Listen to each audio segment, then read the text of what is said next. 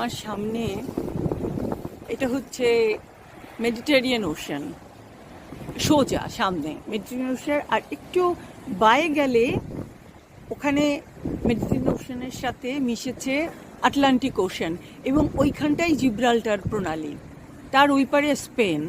এখান থেকে মাত্র 14 কিলোমিটার দূর, কিন্তু এখানকার এত ঠান্ডা বাতাস, আর হচ্ছে আমি একা, সে কারণে, আর আমি অনেক টায়ার্ড, সে কারণে হেঁটে অত দূর যেতে পারলাম না। যেতে পারলাম না, আমার প্রচণ্ড ইচ্ছা থাকা সত্ত্বেও আমি পারলাম না, কারণ আমার জ্বর, আমার শরীরটা ভালো না। সেই কারণে আমি আমার হোটেলের ব্যালকনি থেকে এই এই ভিডিওগুলো করছি। তবে ইনশাআল্লাহ আমার আবার ইচ্ছা আছে, আমি আবার মরক্কো আসবো এই সুন্দর প্রকৃতি দেখার জন্য।